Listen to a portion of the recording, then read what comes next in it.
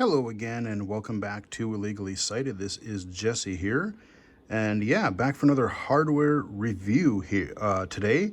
And well, at least, as I said on Twitter the other day, at least I got one of my next-gen consoles in the mail the other day. We are looking at the Nintendo Game & Watch Super Mario Brothers. Yeah, joking aside, this is just a really cool kind of a Nintendo collector's item. Came out right around the same time as the PS5 and Xbox Series X and S. And everything this year, even this, I lucked out and was able to get my hands on this through Walmart, actually. I was trying to look for the PlayStation 5 just to see if I could snag one of those. And I thought, you know, let's look on there since I have all my information in there. Just so happened to be available for purchase. They said I wouldn't get it until like December, but I got it a bit early. And here is the box. I'm going to show you the device itself. So just a nice little rated E for everyone there. Just your nice little Game & Watch there on the front. Some more information, some screenshots of the different games and stuff that are in it. You got the clock, you've got the Super Mario Brothers 1 and Super Mario Brothers 2, the Japanese version, aka Lost Levels, as we know them today, which that game is extremely hard. And then, you know, there's just some barcodes and other stuff on the sides of the box, nothing too special. Oops, let's take a look at what in the box. You basically get the Game & Watch, and you get a very short USB-C charging cable. On the right-hand side here, you see it's got the USB-C port. It's got a power button, so you can turn it on and off. And you have your, you know, standard D-pad, A-B buttons. Then you have a game, clock, and set button. It took me about 30 seconds to figure out how this worked. Got the clock set and played a little bit of Super Mario Brothers. And on the back here, got your... I almost wish, like, if let's say I brought this to like a hotel or something and I wanted to have it as like a nightstand clock, to be decorative. I almost wish there was like a flip-out kickstand like there was on the Switch. So I could just kind of flip it up and like have, you know, especially at night, just have it as like, oh, here's a cool little clock for the heck of it. But then again, the screen goes dim, so that probably wouldn't work that well. But even just for displaying purposes, it'd be kind of neat to have. So I'm going to turn it on here. It is 202. You can see that pretty well. And I do have, if I hit the set button, now, by default, that got annoying. When you're on the clock screen, it does this little second ticking. I turned that off because, you know, I want that. I don't want to hear that. But you can adjust the brightness, and then you can set the time. And it is a small screen, but I was able to do it with little trouble. I was a little trouble guessing some of the numbers, but I figured it out pretty quick. But you don't really have to read a lot in this. So we go to our clock here.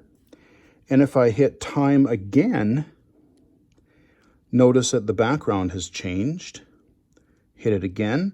We got our mushroom, little mushroom trees there.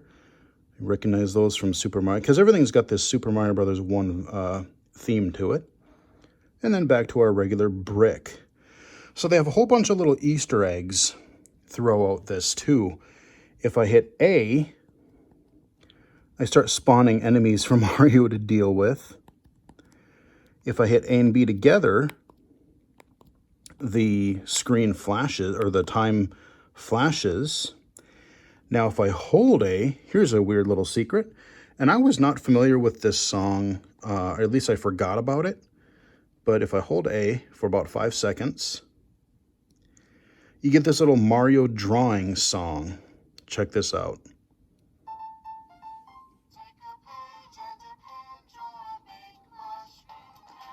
And they're drawing him on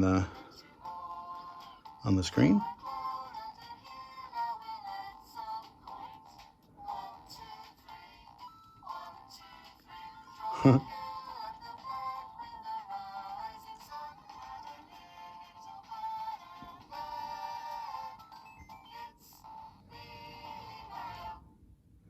Mario.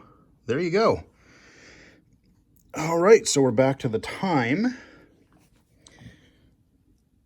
So that's your time screen. Then, of course, I can go up into my game. I have three options. I have Super Mario Bros. 1, Super Mario Bros. 2, aka Lost Levels, and of course the original NES version, not the remade SNES skin. And then Ball, which was, now for people who are unfamiliar with Game & Watch, you know, most people think that, oh, Nintendo, you have the Nintendo Entertainment System, NES, Super Mario Brothers, Duck Hunt. That's where Nintendo began. Oh, no. Nintendo has been around, God, I can't even remember what year they started, but they started in like a long time ago. They started out making these Hanafuna playing cards. Then they started making toys. They even did some weird stuff. They had a little brief stint in the Japanese love hotel type of thing going on there. They made toys. They had a little Pong system, like a 6-in-1 Pong system. And then they made these Game & Watches. Gunpei Yokoi, who came up with the Game Boy and the D-pad and everything. I never owned a Game & Watch, but a friend of mine did. And I still remember playing the Game & Watch on a school field trip on the bus from one of my friends. And it wasn't Super Mario Brothers, but it was a very, very simplistic Mario-themed one, from what I remember. So, you know, and it was kind of a thing of, oh, we want to have a very simple type of video game, and you have kind of a little portable clock. That was their whole spiel behind the Game & Watch series. I think some of them were kind of like this, and then I remember there was a couple of them that flipped. It was like the DS. They had I think they had two screens on them, but I know they had like a clamshell design. I've seen one of those, I'm pretty sure. And it'd be kind of neat if they would release another one of these and just have all the Game & Watch, like the whole Game & Watch collection in a form factor like this, especially for collectors who are sort of into that. So let's start with the very basic. I'll show you what Game & Watch is. So here is Ball. Very simple. So I'm this kind of juggler dude. And you got these balls coming down. What? Okay, I did that wrong. Okay, let me not suck at that. Let's, again, very rudimentary. You just want to keep them juggling. And it gets faster over time. But it's just like your very, very basic, LCD games, kind of like, think of it like the Tiger games, where they just, but very, very basic. But then, of course, you have, and the screen on this is actually surprisingly sharp. We have Super Mario Brothers. I can continue right where I left off. And if I hit set or pause, I can adjust the volume separately from that ticking in the clock screen. I can turn the volume up or down. I can adjust the brightness, and I can reset the game. So let's say that I just want to, oh no, I don't want to reset. Not yet. So boom, there we go. We're playing Super Mario Brothers on this tiny little handheld. And it's, again, I'm playing this with my tripod, so it's looking at my phone, or looking at this thing through my phone. So I'm looking at two screens, essentially, and it's kind of difficult. Boink, there we go.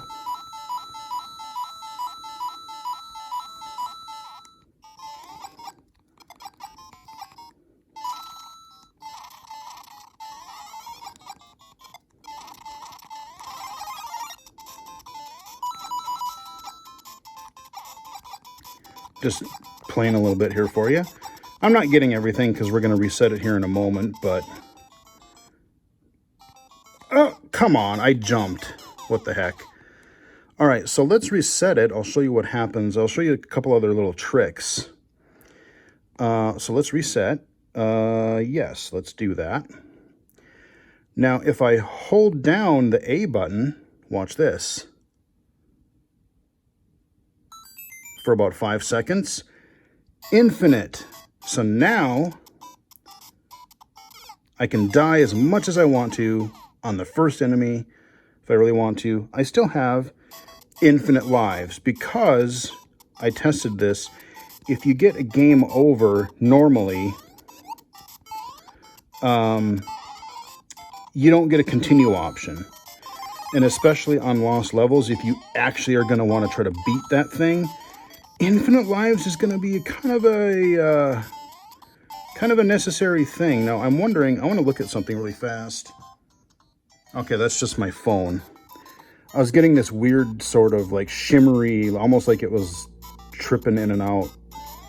But that's just with the angle of the thing here. I mean, there's not really a lot else to say. It's just a collector's item that can play Super Mario Brothers. Like, you can play it on the Switch, you can play it on, I mean, I probably own 12 copies of this already in some fashion. The screen is definitely a little bit small, but it is playable. And I kind of wanted this just as kind of a really cool collector's item, you know? I love Nintendo. I love Mario games. And so I figure, you know, let's just grab it and give it a shot. I'll beat 1-1 here.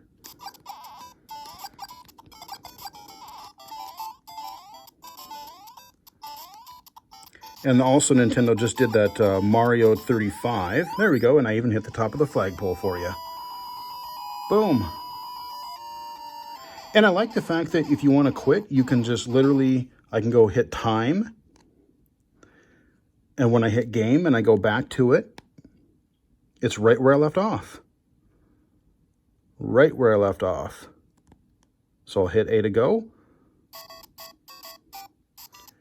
And then I will hit game again once I do. There we go. And there you go. So I could hit game. I'll show you very briefly. I'm not really going to play much because okay, I'm going to hold A again. About 5 seconds. You hear the little extra life sound. Insta lives. Oh, weird. It's actually got the, I don't remember it having the little skid sound. The mushroom, yes. I gotta bounce it out. Nope. There we go. Come here, you. Now, one of these has a poison. Yeah, there's my poison mushroom. That'll kill you.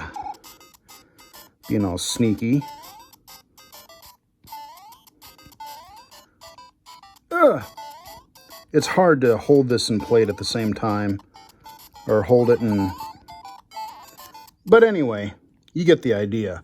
There's really not a whole lot else to say, you know. There are, after like 3 minutes or so, it will go to sleep. And depending on whether you're on the clock, it will, or in a game, you'll get a couple of different little screenshots. I think on the clock, it shows Mario kind of going to bed. In the game, I think it's like the enemies are sleeping, if I remember correctly. And as the different time of day changes, the clock will change, like the time of day. You'll get, if you're doing this at night, you'll get a dark night sky. In the morning, you'll get sunsets or sunrises, sunsets. So there's a little bit of attention to detail with the clock itself as well. So I just wanted to, let's back out here so you can see the whole thing. That is the Game & Watch Super Mario Brothers edition. You may or may not be able to find it at a retailer near you. I don't know if they're going to stop selling this thing anytime soon. I want to say around March, around the same time they're canceling Mario 35. They're not going to have this around anymore, but I hope for the people that want it, I hope that Nintendo does make enough of them, you know, this manufactured scarcity, like with their NES and Super NES classics. I just really don't like that. I really wish that, you know, people who want to get them, just let them get them, you know? Anyway, neat little nostalgia collector's item here for Nintendo fans. Hope you guys enjoyed the video. If you did, give it a like, and you can also follow me on Twitter at BGFH79, twitch.tv/illegally-cited, illegally-cited.com, and right here on YouTube. Till next time, I will chat with you guys again later. Stop recording video button.